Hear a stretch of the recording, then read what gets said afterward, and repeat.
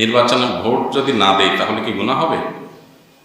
যদি আপনার কাছে কাউকে উপযুক্ত মনে না হয়, নিরাপদ পরিবেশ আছে বলে মনে না হয়, তাহলে গুনাহ হবে না। ভোট দেওয়াটা ফরজ কিংবা ওয়াজিব না, তবে দিলে অবশ্যই আপনাকে দায়িত্বশীলতার সাথে, সচেতনতার সাথে, আমানতদারিতার সাথে দিন, ইসলাম, দেশ, রাষ্ট্র, মানুষের সকল স্বার্থ বিবেচনা করে আপনাকে দিতে হবে। আর যদি না দেন আপনি তো গুনাহগার হবেন না, তবে আপনার না দেওয়ার কারণে যদি কোনো সুবিধা কেউ পায় তাহলে সেটাও আপনার করা উচিত না। এখানে আপনার অ্যাক্টিভিটিসের ফলাফল কি হতে পারে এটার উপর অনেক কিছু নির্ভর করে। আমি কাউকে ভোট দেওয়ায় তিনি নির্বাচিত হয়ে যদি অন্যায়, খুন, দুর্নীতি ইত্যাদি করেন তাহলে তার দায় কি আমার উপরে বর্তাবে? অবশ্যই বর্তাবে, অবশ্যই বর্তাবে। ভোট দেওয়া মানে কি? মতামত দেওয়া, তাই না? অভিমত দেওয়া। তো একটা মানুষ, তাকে নির্বাচিত হওয়ার জন্য আমি ভোট দিলাম, তার মানে আমি তাকে সহযোগিতা করলাম মতামত দিয়ে যে হ্যাঁ সে হোক। এখন আমি যদি জানি যে আমার নেতা সাহেব আমার ভোট পাওয়ার পর যত রকমের অপকর্ম আছে, জেনা, মাদকের কারবারি, দেশের টাকা বিদেশে পাচার করা, মানুষ খুন করা, এগুলো নেতাগোতারা তাদের কাছে ডাল ভাত, তাই না? যদি আপনার কাছে মনে হয় যে আপনার নেতা সাহেব এই কাজগুলো করবেন, তারপর আপনি তাকে ভোট দেন, কেন? আপনার দলীয় আনুগত্য, গোষ্ঠীগত আনুগত্য বা বংশগত আনুগত্য, আপনার লোকজন, আপনার বন্ধু, এই জন্য।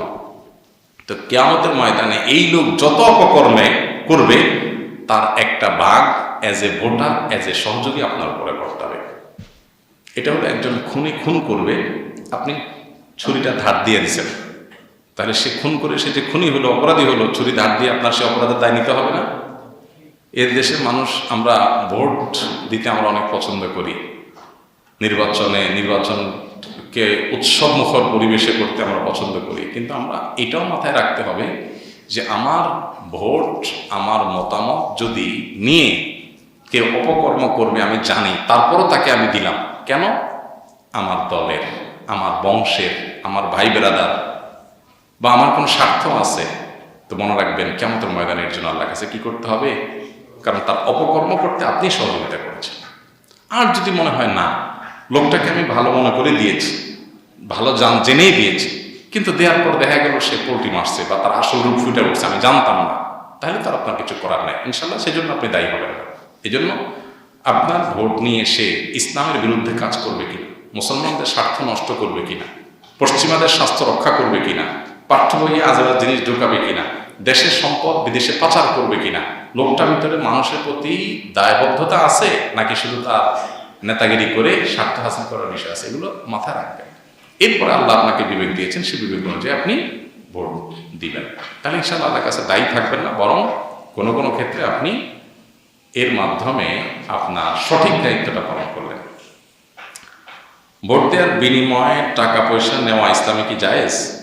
না ভাই, ভোট দেওয়ার বিনিময়ে টাকা পয়সা নেওয়া কি নাই? জায়েজ নাই। দেখেন, ভোট দেওয়া যদি মতামত নেওয়া হয়, ভোট দেওয়া মানে মতামত দেওয়া, তো আমি ভালো মানুষ হলে আপনি আমার পক্ষে মতামত দিতে বাধ্য, মানে আমাকে ভালো বলতে আপনি, কোরআনে কারিমে বিভিন্ন জায়গায় দেখবেন আল্লাহ তাআলা সত্য সাক্ষ্য দিতে বলেছেন। এটা কিন্তু সত্য সাক্ষ্য দেওয়া, অমুক ভালো, হ্যাঁ আমি বললাম সে ভালো, এটাই সত্য সাক্ষ্য দেওয়া, এটাই ভোট দেওয়া। এটা তার পাওনা, সত্যকে সত্য বলা। এখন যদি বলেন যে আপনি সত্যবাদী, বুঝলাম, কিন্তু আপনাকে সত্য বলবো, আমার টাকা লাগবে 500, তো এর নামে ঘুষ, এর নামে কি? যে সত্য কথা বলবেন এটার জন্য কোনো বিনিময় আপনি নিতে পারবেন না। আর যদি বলেন যে না, যে খারাপ মানুষ তাকেই আমি ভোট দেবো, ভালো বলবো, তাহলে তো শুধু টাকা নিয়ে গুনাহ কাজ করলেন না, আবার অযোগ্য লোককে যোগ্য বলে মিথ্যা সাক্ষ্য দিলেন, তাহলে মিথ্যা সাক্ষ্যের গুনাহ হলো, আবার টাকা অবৈধ লেনদেন করলেন, পরিষ্কার হারাম। মতামত দিয়ে এভাবে টাকা নেওয়া জায়েজ নাই। বিধায় যারা এই ভোটের বিনিময়ে 500, 1000, 2000, 5000 চা পানি, অনেকে বলে যে ভাই টাকা পয়সা দেয় না, একটু চা পানি খাওয়ায়।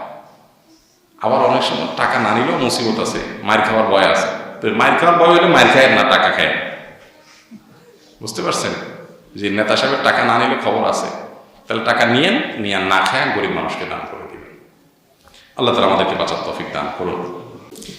নামাজ শেষে আল্লাহকে উদ্দেশ্য করে সিজদা দিয়ে দেওয়া যাবে কিনা? যদি দেওয়া যায় তাহলে কি কোনো দোয়া পড়তে হবে? ভাইরা আমার, নামাজের বাইরেও কিন্তু সিজদা দেওয়া যায়, আমরা অনেকেই জানি না। এই সিজদাটা হতে পারে সিজদায় শুকর, মানে কৃতজ্ঞতা আদায়ের সিজদা।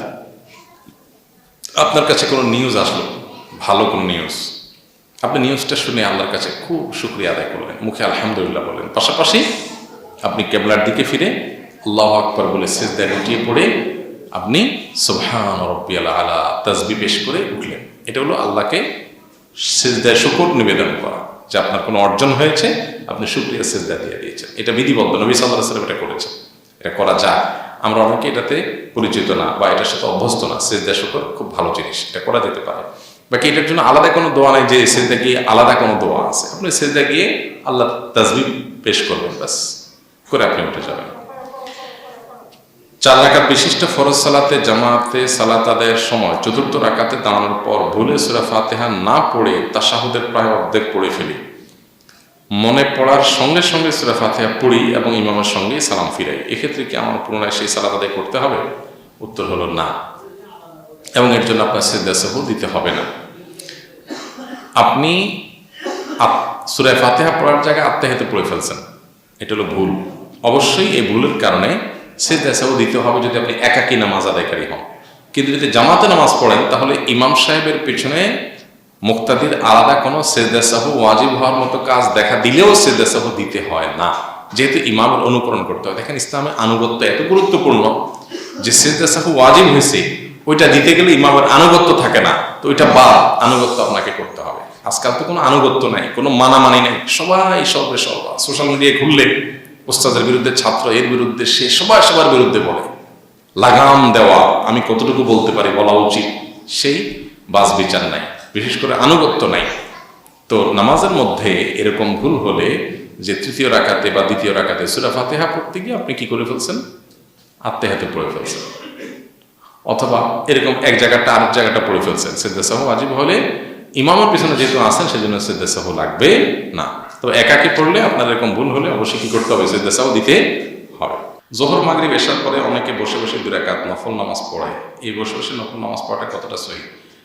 নফল নামাজ বসে পড়লে আদায় হয়ে যায়, কিন্তু সুস্থ সবল মানুষ বসে না, বরং দাঁড়ায় পড়বে। দাঁড়ায় পড়লে সওয়াব বেশি, বসে পড়লে সওয়াব কম হবে।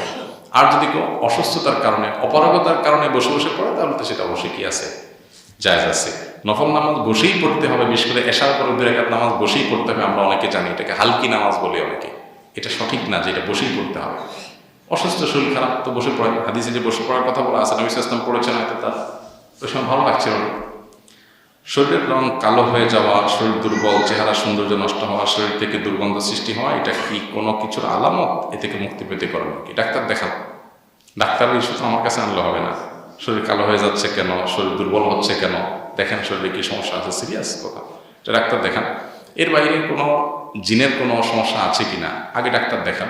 যদি শারীরিক কোনো সমস্যা ধরা না পড়ে তাহলে অবশ্যই আপনি কোনো রুকিয়ার শরণাপন্ন হতে পারেন, কোনো রাগী শরণাপন্ন হতে পারেন।